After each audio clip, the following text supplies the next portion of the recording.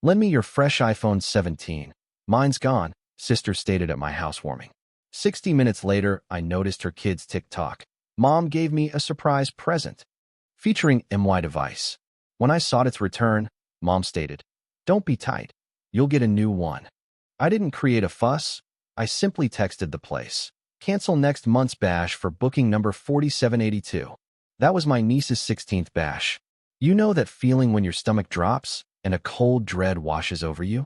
That's exactly what hit me when I saw my brand new, expensive phone, the one I'd saved for, flashing on my niece's TikTok. But the real gut punch, it was seeing my son's face, his own cracked phone in his hand, as he silently realized just how little he mattered to the very people who were supposed to love him. What the hell did I just let happen? I knew something was off the second my sister, Amanda, said, "Borrow me your new iPhone 17. Mine died." And then just held her hand out like I was her personal waiter. We were right there in my living room, half the family still wandering around with paper plates, pretending to admire my brand new townhouse. This was my housewarming, my first place I'd ever bought completely on my own. I'd spent the entire morning stressing, trying to make everything absolutely perfect. My son, Noah, he's 13, a quiet kid. He was sitting on the arm of the sofa, watching me. He still uses this old, cracked phone with a spiderweb screen, never complains. He'd been so excited, you know?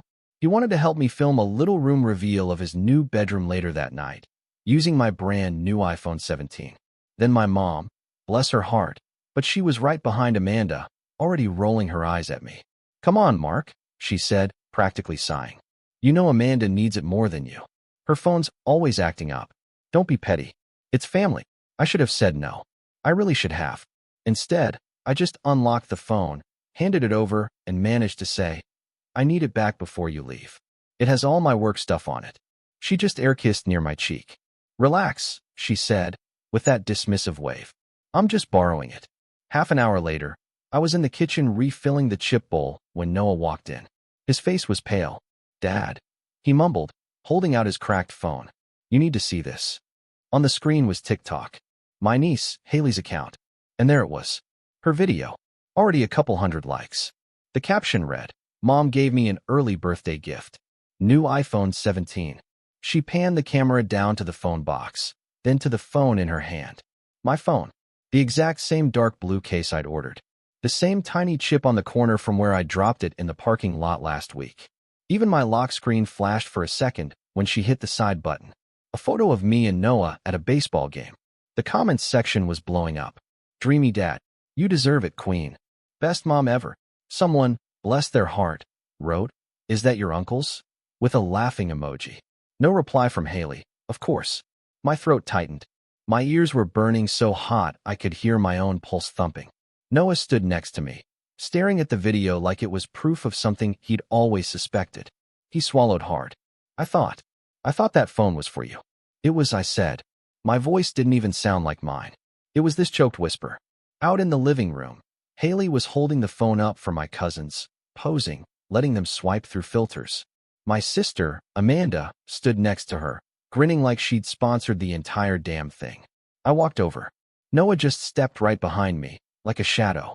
"Hey," I said, trying to keep my voice even. "Amanda, where's my phone?" She didn't even look guilty. Not a flicker. She just shrugged. "That's Haley's now," she said. "You heard her. It's her early Sweet 16 present. You know how dead my phone was. And I'm already paying for literally everything else for that party." Haley giggled, tapping away at my screen. "I didn't give you my phone," I said, my voice rising a little. "I lent it to you for the night. That's still my line, my account, my work stuff." Then my mom slid between us, like some referee no one asked for. "Don't be cheap, Mark," she said, loud enough that the room actually got quieter. "You'll buy another. You make more than all of us. What's one phone?" Noah just stared at the floor. "It's okay, Dad," he muttered, so softly I almost didn't hear it. "I don't need a nice phone anyway." That was the moment.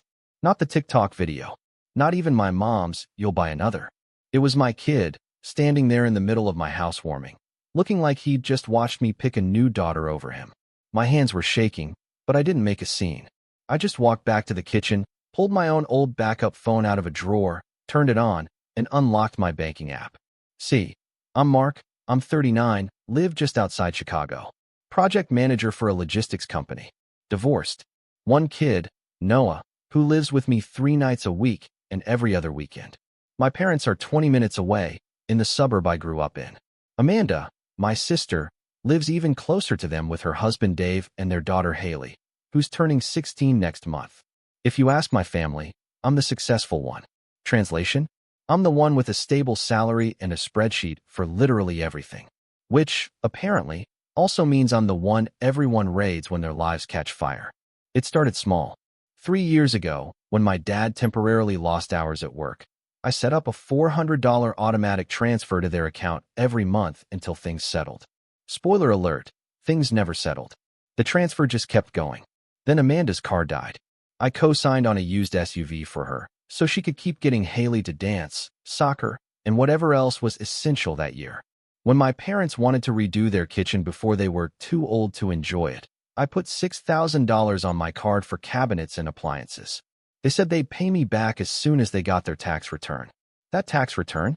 It turned into a new recliner for my dad and a weekend away for their anniversary. And Haley? I've paid for 2 summers of dance camp, a laptop for school, braces when their insurance wouldn't cover enough, half her travel team fees when they were blindsided by costs. I never complained. I told myself I was doing what any decent son and uncle would do. I make good money. Noah and I aren't rich, but we have enough. Helping felt right. Except Noah never got the same energy back from them. He gets late birthday gifts, if any.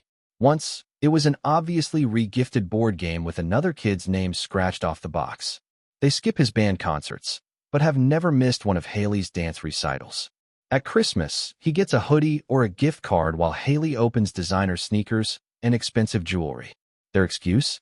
It's because Haley is our only girl, and Noah is so independent. It got even worse last year when Amanda tried to rope me into paying for a family cruise to celebrate Mom and Dad's 40th anniversary. We just need like $5,000 from you. She said on the phone, "You make way more than us. It would mean the world to them." I told her no. I said I'd already helped with enough big things, and I wanted to focus on my own savings for a down payment. The temperature of the family group chat dropped 10 degrees after that. Jokes about me being tight or Mr. Spreadsheet started popping up. Birthday cards for Noah started arriving late or not at all. They'd been punishing me ever since I refused to fund that cruise. I just didn't fully see it until the day my phone literally walked out of my pocket and into my niece's TikTok. The Sweet 16 was supposed to be my makeup contribution. Back in August, when I closed on the townhouse, Amanda came over to help me unpack. She spent the whole time pulling up photos of expensive venues on her phone. "Look at this one," she said, shoving the screen in my face. Roof deck, catered buffet, live DJ, photo booth. Haley would die. I glanced at the price and nearly choked. The package was almost $9,000. "Amanda, she cut me off. "Relax. I already booked something more reasonable. A ballroom downtown. We just need someone to pay the deposit to lock it in. They need a card today." That someone meant me. Of course. She had already given them my email for coordination, since I'm better at details. The contract and invoice rolled into my inbox before she even finished her drink. Reservation number 4782. Haley's Suite 16 at Lakeshore Pavilion. Deposit, $2,500. Remaining balance, $3,500 due 2 weeks before the event. I hesitated. Then I told myself I was choosing to do it for Haley. For one nice thing, I paid the deposit. From that moment, I got every email from the venue. Menu options, DJ contracts, photo booth upgrades. I dutifully forwarded everything to Amanda and my mom, who treated the whole thing like they'd planned and paid for it themselves. At Thanksgiving, my parents wouldn't stop talking about our big party for Haley. "Your sister is doing so much," Mom kept saying. "We're all pitching in where we can." I didn't point out that where we can meant my credit card and my inbox. So, standing in my kitchen at my own housewarming, watching my niece claim my brand new phone as her early birthday present, it hit me. It wasn't about the phone. It was about the pattern. I'd paid for their bills, their remodel, the car, the braces, the party deposit, and they still felt entitled to take from me, in my own house, and call me cheap when I objected. They didn't think of it as stealing. In their minds, everything I owned was just potential family property floating in a cloud above my head. waiting to be claimed. And Noah? He was the afterthought. The kid who got the leftovers once everyone else was done. I looked through the doorway at him, sitting alone on the bottom stair, scrolling that cracked screen with his thumb. His shoulders were hunched up around his ears like he was trying to make himself smaller. That was it. I wasn't going to yell at them in front of a room full of people who'd just watched my niece unbox my phone like it was hers. I wasn't going to fight with my mom about being cheap while she clinked her wine glass against Amanda's. I was going to make exactly one decision. With numbers. Quietly, I set my backup phone on the counter and pulled up the email thread from Lakeshore Pavilion. There it was. Reservation number 4782. Haley Simmons, Suite 16, March 9th. Under that, my payment confirmation, my card digits, my name listed as primary contact. I scrolled down to the coordinator's number and typed out a text. Hi, this is Mark Haynes for reservation number 4782 in March. I need to cancel the event completely. Please confirm in writing. I understand the deposit policy. My thumb hovered for half a second. Then I hit send. 3 dots appeared almost immediately. Hi Mark, I'm sorry to hear that. I'll process the cancellation now. You'll lose 25% of the deposit. The rest will be refunded to the original card. Do you want to keep any credit on file instead? I stared at the message. My promotion bonus was coming in next month. I didn't need the money immediately. I thought about Noah's cracked phone. The way he'd said, I don't need a nice phone. Like he'd already decided he wasn't allowed to take up space. Please credit the full refundable amount to a new booking under my name later this year. Family event TBD. I typed back. Done, she replied. Reservation number 4782 now canceled. Credit note issued in your name. Confirmation email sent. I put the phone down. I didn't tell anyone in the living room what I'd just done. I didn't march in and make an announcement. I walked back out, checked on the snacks, and let them keep laughing and drinking. An hour later, Amanda clinked her glass. Everyone, she called out. Who's ready for a sneak peek at the Sweet 16 playlist? Haley squealed and waved my phone in the air like a trophy. My mom glanced at me and smirked. She's so excited, she said. You have no idea what this means to her. I smiled back. It probably looked wrong on my face, but no one was paying attention. I think I do, I said. When people started leaving, Amanda hugged me at the door. Thanks again for the phone, she whispered. Seriously, you saved me so much stress. I didn't give you my phone, I said quietly. You took it. She rolled her eyes. God, you're dramatic. It's for Haley. Everything's for the kids in the end. You'll survive. Then she walked out, with my phone in her pocket, my mom beside her. Both of them already talking about centerpieces and balloon arches. Noah grabbed his coat and glanced up at me. I like the party, Dad, he said. Your place is cool. Thanks, buddy, I said. Next one will be just us. He smiled a little at that. He had no idea what I meant yet. The fallout started the very next afternoon. I was at my dining table with Noah, building his new desk chair from a flat-pack box, when my phone lit up. First, an unknown number called 3 times in a row. Then a text. Mark, answer your phone right now. A second later, my mom's name flashed on the screen. I let it go to voicemail. Then, Amanda, why would you cancel the venue? They just called me. What did you do? I watched the notifications pile up while Noah sorted screws into little piles like he was organizing his whole life by size. After the 4th call, Mom sent a long text. The venue said the reservation is gone. Are you out of your mind? Haley is devastated. You embarrassed your sister. You're punishing an innocent child because you're upset about a phone. Grow up and fix this. Call them back and pay whatever you need to pay. I didn't respond. I measured where Noah wanted the chair height, clicked it into place, and asked him to test it. It wobbled a little, but he grinned. Feels like a gamer chair, he said. My phone kept buzzing on the table. Amanda was next. You ruined my daughter's Sweet 16.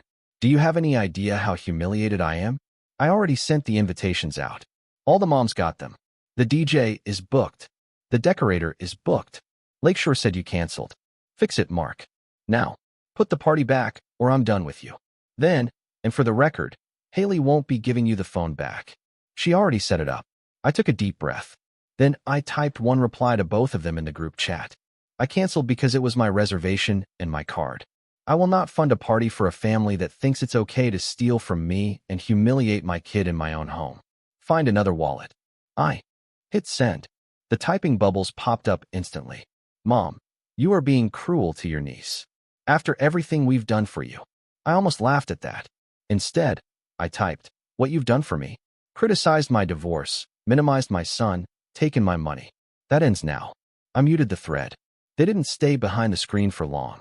2 days later, just as I was finishing up a meeting on my laptop, someone started pounding on my door. Not knocking, pounding. Noah looked up from his homework at the kitchen counter. I told him to stay put and went to the entry. When I opened the door, Mom and Amanda pushed past me without waiting to be invited in. Behind them was Dave, my brother-in-law, looking like he wanted to be literally anywhere else. So this is how it is now. Mom said, spinning around in my hallway. You ambush us with a text? After everything we've done for Haley, you rip her party away? She's been crying for 24 hours. Amanda added, her eyes red, but more with anger than hurt. I had to go to her school today and tell the principal we're rescheduling the venue because my brother decided to throw a tantrum. I shut the door gently. I didn't throw a tantrum, I said, my voice low and steady. You stole my phone. Then you called me cheap when I asked for it back, in front of my son. Amanda threw up her hands. It's a phone, Mark. You have money. Buy yourself another. Haley's whole life is online. What did you expect me to do? Let her walk around with a cracked screen? Behind them, Noah hovered at the kitchen doorway, trying to look invisible. Mom pointed at him. He doesn't even care. He's old enough to understand. You're the one making this a big deal. Noah shrank back like the finger itself had hurt him. I stepped in front of him. Don't drag him into this, I said, my voice dangerously low. Dave finally spoke up. Look, man, he said, hands up. You know we're tight on cash. We were counting on that party. Can't you just put it back on your card and we'll figure something out later? You mean you'll promise to pay me back and then never do it? I said, like every other time? Mom's eyes narrowed. Don't talk like we're taking advantage of you, she snapped. We're your parents. Family helps family. I nodded. Exactly, I said. Family helps family. Not people who treat my kid like he doesn't exist and my stuff like a community giveaway. Silence. For a second, just silence. Amanda crossed her arms. So what? That's it, she said. You're just done? You're going to ruin Haley's sweet 16 and act like you're some hero? She's a child. I know, I said. Which is why I'm not yelling at her for flashing a phone you convinced her was a gift. I'm looking at the adults who knew better and chose to take anyway. Mom scoffed. You're letting your ex get into your head, she said. She always hated how close we were. Is this her idea? Cutting us off, making us the ones at fault. My ex, Jenna, hadn't liked how every second weekend with Noah turned into an errand run for my parents. But she'd never told me to cut them off. She'd just told me I needed boundaries. This isn't about Jenna, I said. This is about you treating my income like your backup plan and my son like he's optional. I took a breath, feeling strangely, incredibly calm. The auto transfer stops this month, I said. No more $400. No more emergencies on my card. No more funding parties, trips, or renovations. You are off my accounts completely.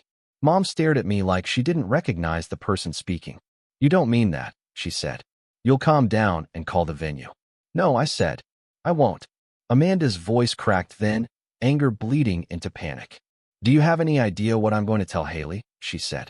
She's going to say her Uncle Mark couldn't handle lending her a phone, so he canceled her birthday.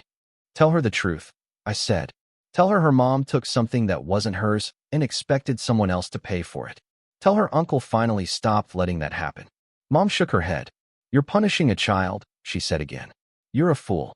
Noah stepped forward then, his voice small but clear. You punished me first, he said. 3 words. That's all he said. Everyone turned. Mom opened her mouth, then closed it. Amanda stared at him, genuinely shocked that he'd spoken. I felt something loosen in my chest. This conversation is over, I said. You need to leave. Mom started another sentence, but I just opened the front door and waited. After a long second, Dave put a hand on Amanda's back and steered her outside. This isn't over, she hissed as she stepped past me. It is for me, I said. I shut the door, locked it. Noah stood there in the hallway, chewing the inside of his cheek. Did I make things worse? He asked. I shook my head. No, I said. You reminded me why I'm doing this. The group chat went silent after that. Instead, they took it to other people. My cousin Ben texted me 2 days later. Hey man, Mom says you canceled Haley's party and cut off your folks. You okay? I told him the short version. He replied, honestly, good for you. We all knew they leaned on you way too hard. A week later, my dad finally called from his own number, not my mom's phone. I let it go to voicemail. His message was tight and bitter. "So this is how you repay us," he said. "We raised you. We helped with Noah when you first got divorced. We opened our home to you. And now your mother can't sleep because her granddaughter's party is ruined and we're short on bills. All because you need boundaries. You'll regret this when we're gone." He hung up without mentioning the phone, or Noah, or the fact that he hadn't been to a single one of Noah's band performances, even when they were 10 minutes away. I blocked his number. 2 days before Haley's actual birthday, Amanda tried one more time. She didn't text. She emailed. Subject line, "Do this one thing for her." She wrote about how Haley had been looking forward to the party since she was 12, how this would ruin her reputation, how all the moms were whispering, how hard it was to raise a teenage girl in this economy, and how I, with my comfortable salary and no real responsibilities, couldn't possibly understand. No real responsibilities. I read that part 3 times while Noah sat at the table doing algebra. I didn't reply. Instead, I clicked over to my travel rewards portal and used part of the Lakeshore credit and some points to book a long weekend in May for me and Noah at a small cabin by a lake a few hours away. Nothing fancy, just a place with a dock, kayaks, and no cell service strong enough for TikTok. When I got the confirmation, I printed it out and stuck it to the fridge with a magnet shaped like a guitar pick. "What's that?" Noah asked. "Our trip," I said. "Just you and me. Early summer. No parties we have to pay for. No one calling us cheap." He read it twice, then smiled in that shy way he has when he's happy, but doesn't want to make a big deal of it. "Can we bring my guitar?" he asked. "Definitely." Haley's Sweet 16 came anyway, just not the way they planned. On the actual day, a Saturday, the weather was gray and slushy. I figured they'd scramble and do something at my parents' house. Pizza, cake, maybe a handful of her friends in the living room. No one invited us, of course. Noah and I had already planned our own thing. We called it Housewarming Part 2. I grilled burgers on the little balcony, even though it was cold. Noah hung up cheap string lights in his room and set up his old speaker. We made a playlist, his music, not some DJs. Around 3 p.m., there was a knock on the door. No pounding this time, just a normal knock. Noah looked at me. I sighed and went to open it, bracing for round 3 with my mother. But it wasn't my mom. It was Haley. She stood there in a simple hoodie and jeans, not a party dress. No makeup, hair in a messy bun. And in her hand, she was holding my iPhone 17. "Hey, Uncle Mark," she said, her voice small. "Hey," I said, surprised. "Aren't you supposed to be at your party?" She shrugged one shoulder. "Mom's throwing something at Grandma's," she said. "But I didn't want to go." She looked down at the phone. "I didn't know it was yours," she said. "She told me she bought it off a friend who upgraded." I don't know what I thought, but when I saw your lock screen in the video comments, I felt sick. She held the phone out to me. "I factory reset it myself," she said. "All my stuff's gone. It's yours." I took it. It felt heavier than it did a week ago. "Thanks," I said. "You didn't do anything wrong. You believed your mom." She looked over my shoulder at Noah, who was pretending not to eavesdrop. "I saw what people were saying in the family chat," she added. "They're acting like you ruined everything. But Mom and Grandma have been using you for as long as I can remember. Dad, too. He just doesn't admit it." Something in my chest twisted at that. She was 16. She shouldn't have to carry that kind of awareness. "You're welcome to stay," I said. "We're just doing burgers and video games. Nothing fancy. No DJ." She smiled a little. "Honestly, that sounds perfect." Noah perked up when he realized she was staying. He liked Haley, even if he wouldn't admit it. She's one of the few who's ever really talked to him like a person. They spent the evening in his room, playing video games and arguing over music. I heard them laughing. Really laughing. Not the strange, strained kind I'd heard at my parents' house my whole life. I set 3 plates at the table. Then, out of habit, I pulled out 2 more and set them down at the end. One for my mom, one for my dad. I left them empty. We ate, just the 3 of us. Noah told Haley about our lake trip. She said it sounded better than any ballroom. "I wish I could come," she joked, then checked herself. "Sorry, I know it's a you and Noah thing. Maybe next time," I said. "If your mom doesn't kill me first." She winced. "She's mad," she said. "But I get it. You were always paying for stuff." She always acted like it was nothing. I used to think that was normal. I don't anymore. Later, After I dropped her back at my parents' house, she paused at the curb. For what it's worth, she said, if I have to choose between a ballroom and an uncle who actually likes me enough to say no sometimes, I'll pick you. Then she hugged me quickly and ran up the walk. I watched the door open. My mom stood there, her eyes shooting straight past Haley to me. She didn't wave. I didn't either. That night, after Noah fell asleep, I sat in the living room with my returned phone in my hand. The Sweet 16 venue refund was sitting as a credit on my account. The auto transfer to my parents had been canceled. I pulled my name off Amanda's car loan as soon as legally allowed. No more shared accounts. No more quiet weekly bailouts. My mother did what I expected. Long messages through other people. Guilt-soaked Facebook posts about ungrateful children. Comments about being abandoned in our old age. I didn't reply. When people tried to drag me into the drama, I said the same sentence every single time. I won't fund a family my son isn't part of. Simple. Cold. True. I changed the lock screen on my phone to a picture from that evening. Noah, sitting cross-legged on his new desk chair, controller in hand, Haley mid-laugh next to him. Both of them lit up by the cheap fairy lights he'd hung himself. It wasn't a ballroom. There were no balloon arches, no catered buffet. Just kids who chose where they felt safe. I left the 2 extra chairs at the end of the table for a while. They stayed empty. Maybe one day my parents will figure out that what they really lost wasn't a venue or a deposit or a shiny new phone. They lost access to the one person who always fixed things with his wallet. And more importantly, they lost the chance to really know a grandson who was standing right in front of them this whole time, just waiting for someone to choose him. I'm done chasing their version of family. I've got my own now. One lake trip, one cracked screen, one quiet boundary at a time. What about you? Have you ever had to draw a hard line with family, even when it felt impossible? Or have you seen someone else go through something similar? Let me know in the comments below. I'm really curious to hear your stories.